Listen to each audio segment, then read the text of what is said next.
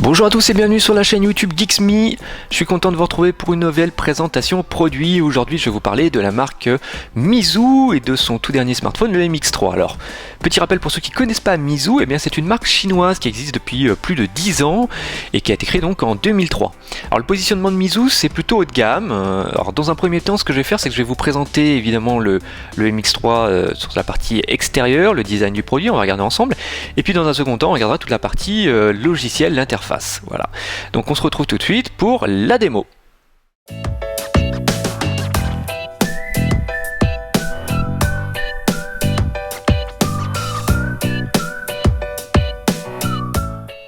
Voilà à quoi ressemble donc le Meizu MX3 que je viens de sortir de son emballage. Alors du point de vue du design, c'est un produit qui est vraiment très réussi, avec une finition plastique mais de bonne qualité. Donc on retrouve sur la face arrière une coque plastique donc glossy blanche. On a ici un capteur photo de la marque Sony, puisque c'est un capteur Sony Exmor RS de 8 millions de pixels. Juste en dessous, on retrouve le flash LED. Ici, on a donc le petit haut-parleur.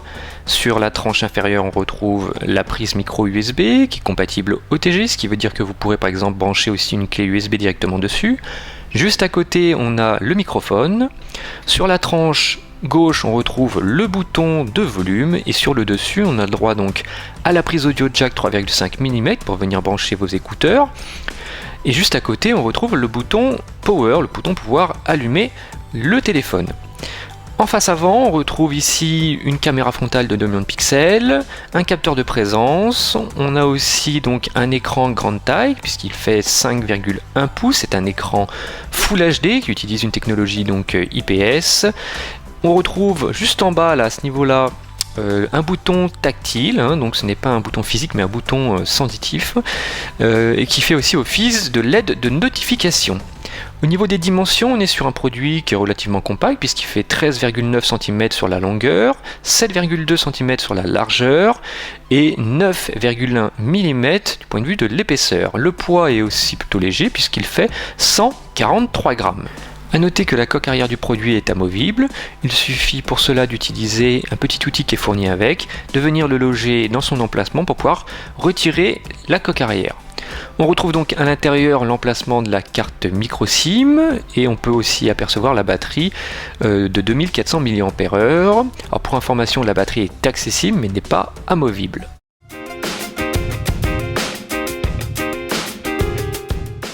Le Meizu MX3 est un smartphone qui fonctionne sous Flyme OS 3. Alors Flyme OS 3 est une surcouche qui est basée sur le système d'exploitation Android Jelly Bean 4.2. Alors, on retrouve ici donc les différents bureaux, on a accès aux icônes. Alors, il faut savoir que sous Flyme OS 3, tout est centralisé sur les différents écrans. Vous n'avez pas de sous-menu, donc vous avez accès directement aux applications. Alors, le design est assez sympathique avec des couleurs pastel qui rappellent un petit peu iOS 7. Ensuite, on a donc la possibilité de modifier un petit peu l'aspect de l'OS. Il suffit par exemple de rester appuyé pour pouvoir avoir accès par exemple à des widgets. On peut après les sélectionner et les ramener sur le bureau. Chose très intéressante sur Flyme OS 3, c'est la possibilité de déplacer les applications très simplement d'un bureau à l'autre. Alors je vais vous montrer, par exemple je viens ici, je suis sur le premier bureau, alors j'ai mon application qui est juste là, et par exemple j'ai envie de l'amener ici. Alors au lieu de prendre l'application et de la déplacer comme ça d'un bureau à l'autre, je vais venir la saisir et je vais me positionner ici. Alors ici il y a des lettres, vous voyez A, B. Alors si je mets sur le B, ça va aller sur le deuxième bureau, si je laisse sur le A, ça va rester ici. Donc moi j'ai envie de l'amener sur le B, je lâche. Et voilà, l'application est transmise directement ici. Donc vous voyez, c'est assez simple, ça allait vraiment très vite. Donc ça c'est vraiment un moyen de gagner du temps et on va dire dans la vie de tous les jours c'est quand même très pratique. Autre chose très intéressante du point de vue de l'ergonomie du système, c'est de pouvoir prendre l'écran et de pouvoir ramener les icônes vers soi pour pouvoir accéder aux icônes les plus hautes. Comme ça je peux appuyer et lancer une recherche. Ça fonctionne aussi par exemple dans l'explorateur de fichiers. Si j'ai un dossier qui est tout en haut et que je veux y accéder, eh ben, je peux faire ce geste-là, je ramène vers moi, je lâche et je peux aller dans le dossier. Donc vous voyez, c'est quand même très simple et ça fonctionne bien. Ensuite, on a aussi en haut accès aux connexions dans le petit volet, connexion donc Wi-Fi, le Bluetooth, le GPS. On peut aussi voir les notifications, donc les SMS ou les mails. Alors en l'occurrence là, j'ai pas de message, donc ça ne s'affiche pas, mais si j'avais reçu un SMS ou un email, ça serait affiché ici. Autre petite chose très intéressante sur ce smartphone, c'est la possibilité d'accéder au multitâche grâce à un petit volet qui est caché ici. Alors pour le faire apparaître, il suffit de faire ce geste-là, du bas vers le haut, et vous pouvez donc accéder aux applications qui tournent en fond de tâche. Donc on peut par exemple appuyer dessus, vous allez pouvoir ouvrir très vite votre application. Une fois que vous avez terminé, il suffit d'appuyer par exemple sur le petit rond ici et vers le haut pour pouvoir fermer l'application. Donc en fait ça va la fermer mais ça va pas l'arrêter. Donc je fais ce geste là, voilà, elle disparaît, mais en fait elle peut très bien tourner en tâche de fond. Donc si on souhaite vraiment l'arrêter définitivement, on fait ce petit geste, donc on vient ici, on fait un petit geste vers le haut pour la killer. Voilà, donc là elle va vraiment s'éteindre. Pareil pour celle-là, voilà. Si on veut aller plus vite, on peut fermer définitivement toutes les applications, donc arrêter toutes les applications avec un autre geste. Au lieu d'aller vers le haut, on va vers le bas et vous allez voir, hop, si je reviens dans le volet, toutes les applications sont arrêtées définitivement. Ce smartphone permet aussi de lire les vidéos, donc je peux utiliser le lecteur vidéo préinstallé et lancer mon fichier. Donc là en l'occurrence je suis sur un fichier Full HD et vous allez voir que le rendu est vraiment très très bon. Donc on a un écran fabriqué par Sharp, ce qui est vraiment un gage de qualité, hein, puisque Sharp est très connu dans le monde de l'image. Donc on a un angle de vision qui est excellent, puisqu'on est sur un écran qui utilise une techno IPS, donc avec des angles vraiment très ouverts. Ensuite on a donc des couleurs qui sont très naturelles, et c'est vraiment un pur plaisir de regarder ces films ou ces séries sur ce produit.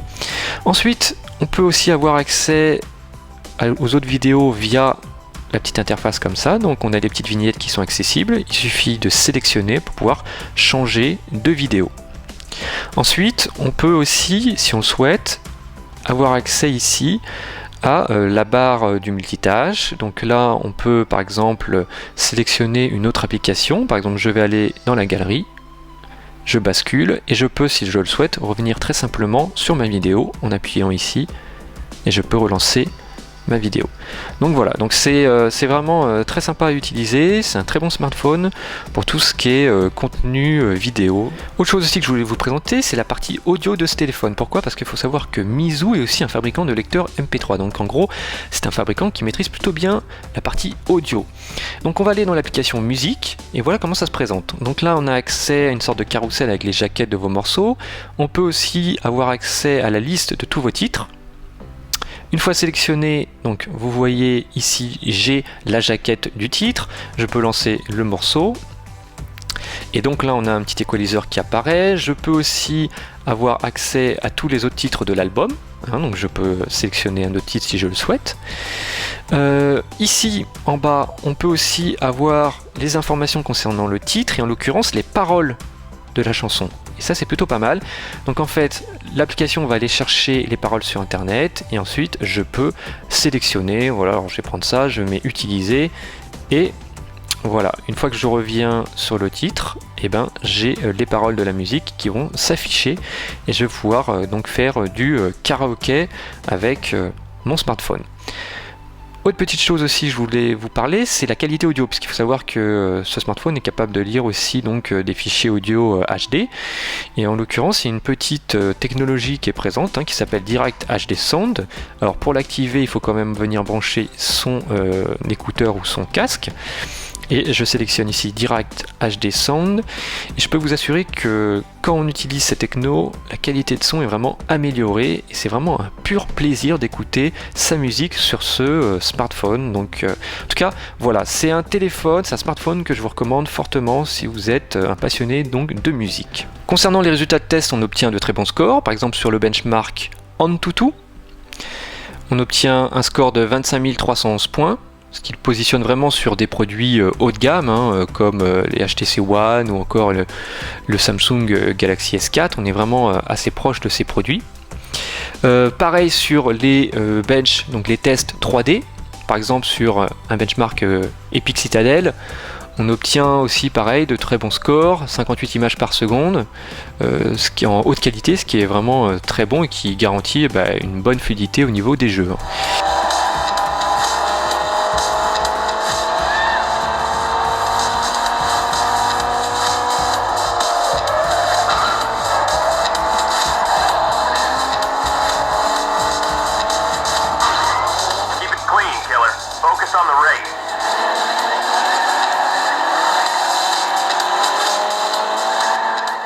Le MX3 permet évidemment de prendre des photos grâce à son capteur Sony Exmor RS de 8 millions de pixels. Donc je vais lancer la caméra. Voilà comment ça se présente. Donc je peux faire ma mise au point manuellement comme ça, en ciblant l'objet. Puis une fois que ça me convient, j'appuie ici et je prends donc ma photo. Une fois que ma photo est prise, je peux la retoucher si je le souhaite. On peut par exemple recadrer la photo très simplement, puis une fois qu'on a validé, on enregistre et voilà. Je peux aussi faire des petites modifications, je peux appliquer des filtres, donc vous avez pas mal de choix. On peut voilà, appliquer ce filtre là, on peut modifier aussi tout ce qui est contraste si on le souhaite, donc je vais appliquer ce contraste. Je peux aussi modifier les teintes et la saturation. Donc, par exemple, je peux accentuer la saturation. Et puis, je peux aussi appliquer des petits effets un petit peu vintage. Voilà. Donc là, c'est vignettage. Je peux modifier un petit peu. Vous voyez, j'assombris et ça donne un petit côté un peu vintage. Voilà. Et une fois que ça me convient, j'enregistre la photo.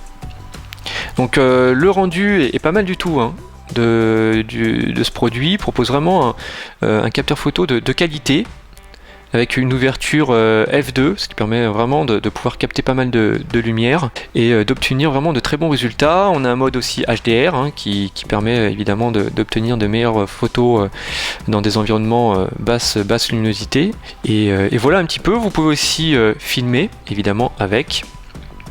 On peut faire aussi des panoramiques, donc si vous cherchez un smartphone pour prendre des photos, celui-là conviendra à mon avis parfaitement.